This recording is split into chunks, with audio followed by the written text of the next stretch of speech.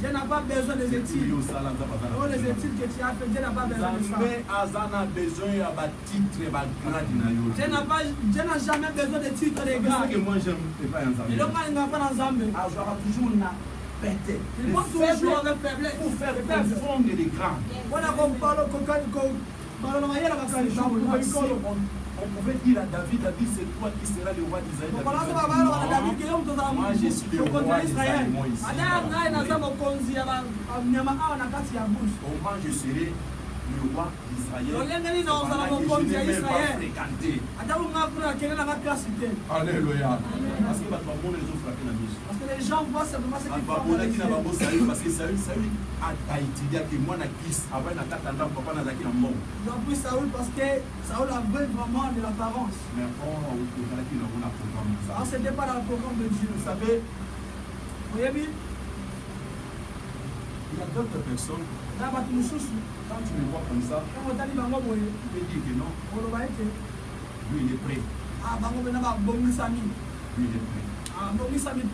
Il est prêt pour faire ça. Il est prêt pour signer ce qu'il veut faire.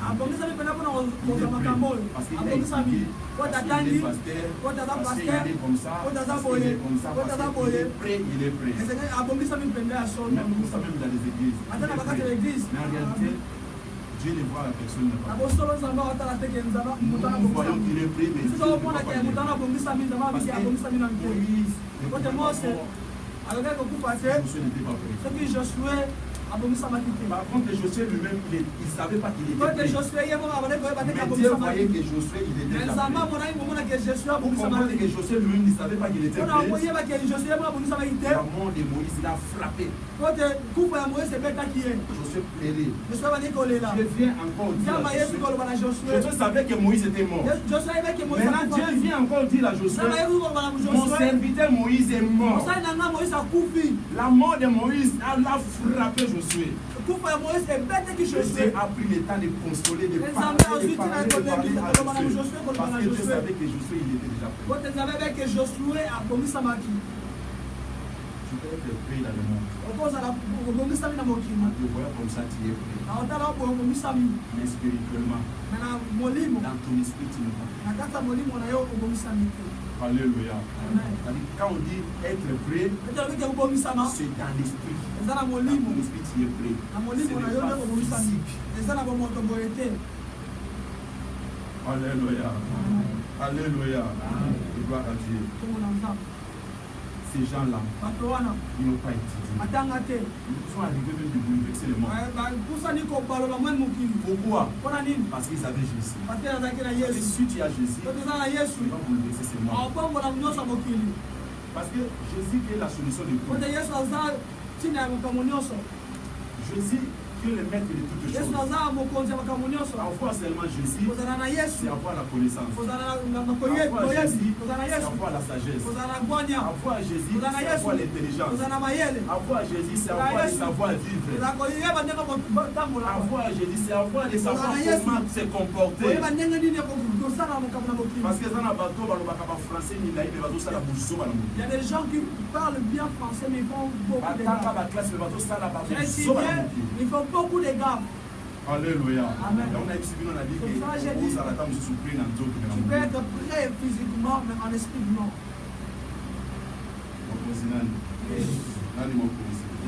Jamais néglige jamais. La Bible dit, elle était entrée dans ce pays-là comme esclave. Comme on dit les captifs, c'est-à-dire les esclaves. Mais jamais ne dit jamais.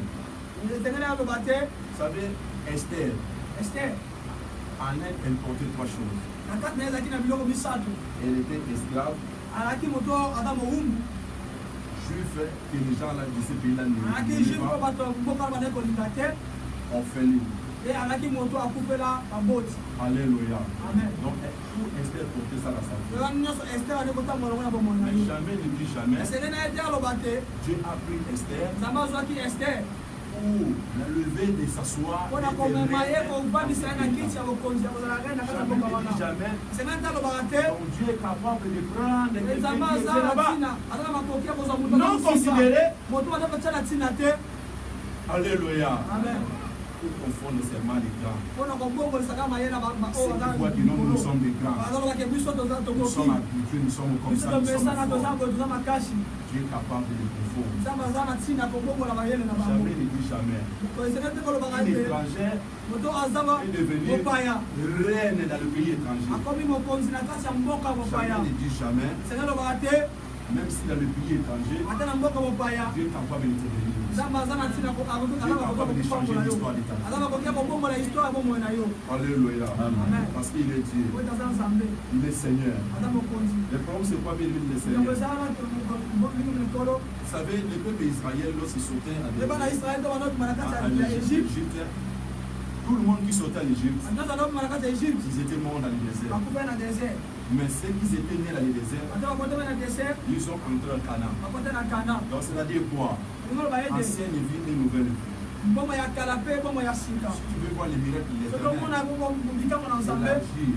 kusa mayele na yo Donc, bien aimé, le Seigneur, c'est celle qui est dans l'ancienne vie. longo na kati ya mbongo ya kala Ta façon de penser là, makanisi na yo makambo na yo kokanisa wana entre maintenant dans la nouvelle alliance. kota sikoyo na kati ya nini ya sika Nouvelle alliance. Alléluia.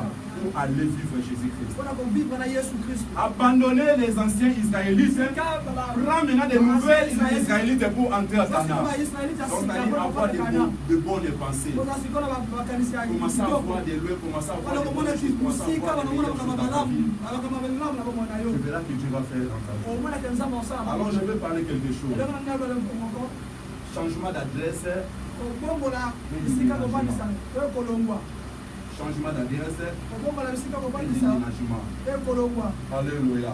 amen Nous allons voir ça, bien aimé le Seigneur. tomona yango molimo nekolo Dans la Bible, na kati ya bible 1 Samuel chapitre 18. chama 18 La Bible nous fait voir omona tobelasa biso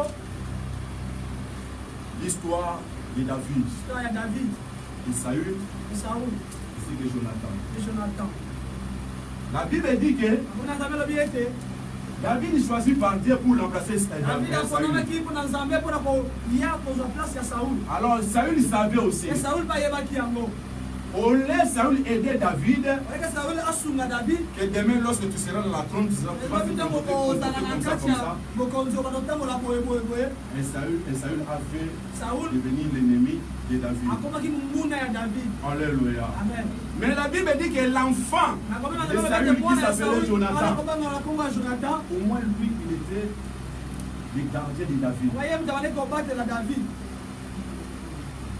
Alléluia. amen L'enfant de ton ennemi, mwana ya monguna na yo donc c'est-à-dire il va te protéger un jour. akobomba yo mokolo moko Vous pouvez comprendre cela. ese boki kokanisa yango L'enfant de ton ennemi mwana ya va devenir monguna na ton yo protecteur. akomi mobateli na yo La Bible dit que akomi na nzambe elobi ete Jonathan a fait alliance avec David. jonathan asalaki alliance na david Pourquoi? Parce que Jonathan savait mpona ti jonathan ayebaki que Dieu a rejeté mon père. nzambe Maintenant, il a choisi David à la tête akomi d'Israël. david mpona kozala motu ya israel Alléluia. amen La Bible dit que même David lui-même, Saül lui-même savait aussi. ata sauli ye moko ayebaki yango Alors Jonathan a fait alliance avec amo David. jonathan asalaki alliance na david Les jours que tu seras dans le trône, likolo ozala na kati ya trone n'oubliez pas ma famille. kokosana libota na nga te Fais alliance avec eux. sala alliance na nga Et David et Jonathan, ils ont fait e alliance. david mpe jonathan basalaki alliance C'est non la parole de Jonathan. ndenge ya maloba ya jonathan Alléluia. amen Mais ce qui est mal dans cette contexte, oyo c'est que mpasi na kati ya histoire oyo quelqu'un qui connaissait, il avait la connaissance que Dieu avait déjà rejeté son père. moto ayebaki ke nzambe abwakisaki deja tata na ye Au lieu d'abandonner son père, oleki otika tata na ye 1 Samuel chapitre 23, verset 17. Nous avons lu ça pour voir ce que Jonathan a la connaissance. 23, verset 17.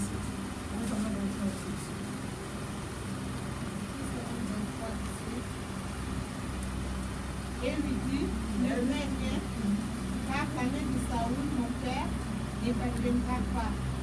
Tu régneras sur Israël, et moi je serai au second rang près de toi. Saoul, mon père, me suit bien ici. Ah, là, je vais maintenant retourner dans le message de vendredi. Parce que le vendredi, nous avons eu, c'est partout avec l'autre, prendre la possession et offrir à l'Éternel. La Bible dit, Jonathan avait la connaissance. Lui-même a dit à David, ne crains rien. La main de Saül, mon père, ne te fera rien. Je sais que Dieu t'a choisi pour remplacer mon père. Et moi, Jonathan, je serai derrière toi. Autrement dit, Premier ministre. Alléluia. Même mon père lui-même, Saül, il sait ça. Il a la connaissance. Alléluia. Mais le mal, toi tu connais que Dieu a rejeté son père. Au lieu d'abandonner ton père, il s'est allé s'attacher toujours avec son père jusqu'à ce qu'ils ont mouru avec son père. Il voulait toujours s'attacher à l'option de son père. Parce que l'option en hébreu c'est affronter. Donc lui, il voulait toujours être affronté. Mais c'est pendant qu'il savait que Dieu a rejeté déjà son père. L'homme a trois façons de vivre. Il y a ceux-là qui vivent par la vue. Il y a les autres qui vivent par le sentiment. Il y a les autres qui vivent par la foi. Vivre par la vie, ça veut quoi? Il y a des gens qui disent que s'ils voient quelque chose, comme il a fait comme ça, moi je vais faire comme ça. Ça c'est bon, moi donc lui, s'il le voit, non, moi aussi je vais faire comme ça. On va bien en là. Alléluia. Amen. Il y a des gens qui vivent par le sentiment. Et il sait bien que c'est chemin mauvais. Au moins, je vais si je le sais, non, ça ne sera pas bien. Là, au moins, la personne n'a pas idée de ça.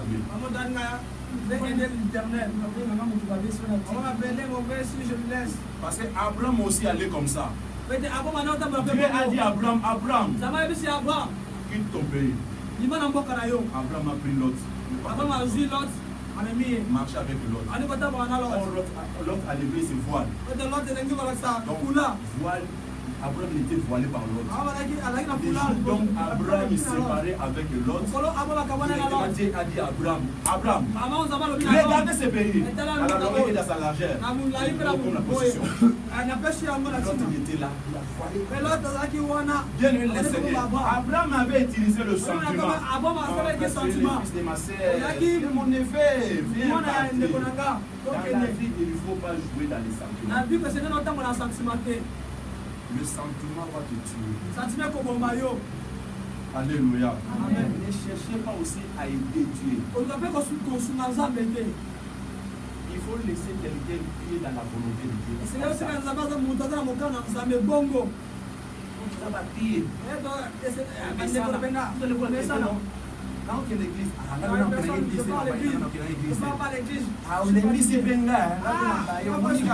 l'église, je suis fatigué, je ne vais pas aller à l'église. Le sentiment. Alléluia.